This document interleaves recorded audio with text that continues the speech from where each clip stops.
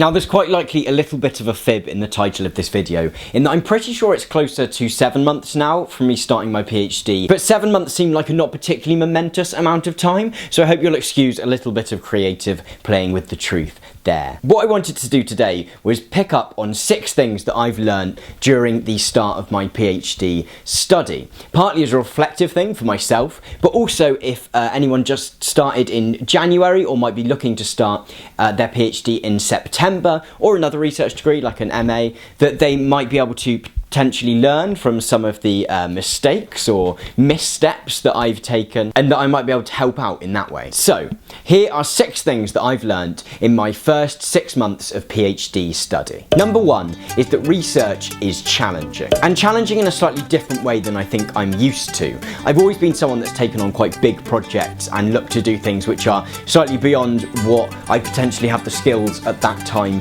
to do, because I'm aware that I will take the time to learn those skills along the way, and already having that project or that deadline on the cards will mean that I will pick up those skills and I'll push myself to be able to do that. I already knew this of research from my MA dissertation, and yet the MA dissertation was a time-limited project. It took place in the last term of my MA study. And so what's been most challenging about the PhD is that it's been a very different kind of challenge, in that it's a long and sustained one, and there's kind of very few moments of glory or triumph along the way. Not that it's not fun, but there's very few moments where everyone kind of says well done, you get a big round of applause type thing, which is partly why I started this, was to give me some kind of weekly output where I got to have a little tick and know that I'd done something.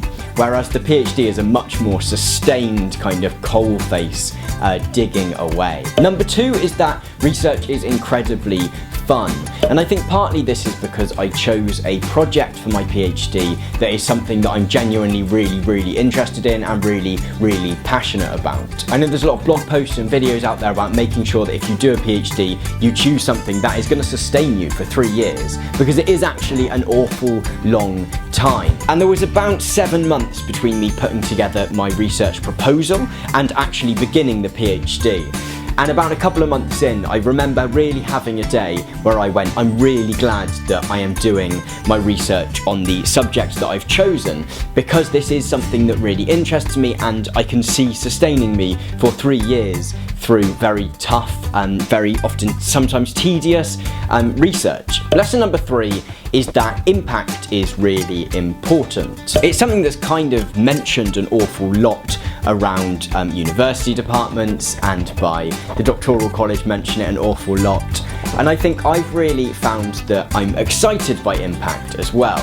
I remember listening to an episode of Stuff You Should Know, the podcast, a little while ago, and they were talking about Carl Sagan, the American kind of space presenter, and how he got a lot of stick from the academic community because he didn't do all that much of his own research, but actually just did a lot of communicating of other people's research. And I think one of the big things for me over the last few months has been to realise the importance of both those positions. That it's really important that in all fields that research is going ahead, and that new discoveries are being made, or new kind of theses are being written, or new thoughts are being had.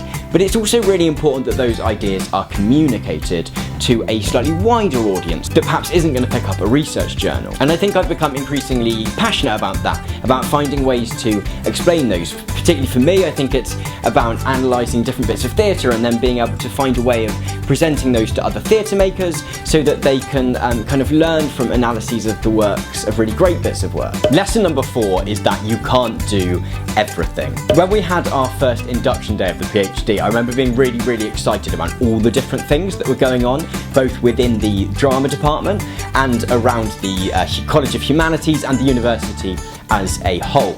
And like pretty much every other day we get an email through with like loads of stuff that we can get involved in, or conferences we can submit to, or journals both within the university and outside that we can submit to. And at the very beginning, I pretty much wrote a list of all of those and was like, I'm going to do that, I'm going to do that, I'm going to do that, I'm going to do that. I think quite early on I realised I probably wasn't going to be able to do everything, but it's taken me a little bit longer to realise that that's probably okay. I've kind of gradually developed a system whereby I will put most things on my to-do list, but if something sticks on my to-do list for maybe 3 weeks, then I realised that that's probably not something that's particularly calling me as something that I particularly want to do or need to do right now. There was an internal journal in the university that I was kind of like, oh, I might submit something to that. And then I realised that submit an abstract had been on my to-do list for like maybe a month and a half. And just having it there and then realising that it had stuck around for quite a while without me going, that's what I'm going to do today, really helped me to realise that perhaps that wasn't something that I was going to do right now, and there would probably be another issue that I could try for next time. Number 5 is that travel is absolutely tiring. I've been doing a lot of travel for my research. I've been going to Birmingham and to London and to Leeds to see shows. And I think initially I was like, oh, that's great, I can work on the train, I can go and see a show, do a load of work on the way up there, do a load on the way back. It will be basically like being at my desk, but moving at the same time. Actually, this travel has been really tiring, and I know there's been quite a lot of weekends where I've spent a lot of the time traveling and actually have just barely managed to even read a book on the train because I've either fallen asleep or just the journey itself has been a bit draining. That might be a personal thing rather than a universal thing that you might be able to take away from this, but that's been definitely something that I've learned and have kind of factored in a bit more time around my research trips as I move forward. Number 6 is that I really need to develop talking about my research. I realised quite early on this year that I think I'm much better at writing down my research than I am at talking about it.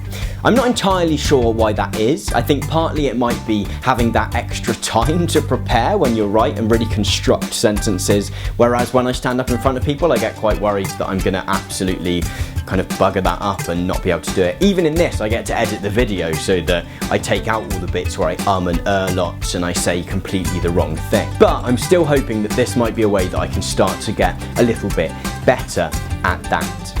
Because actually I know that I often find it much more exciting to listen to research in seminars or in lectures than I do to read it off the page, because you get to listen to the researcher who's come up with that work, and it's far more engaging to do that and to have them there and be able to ask questions.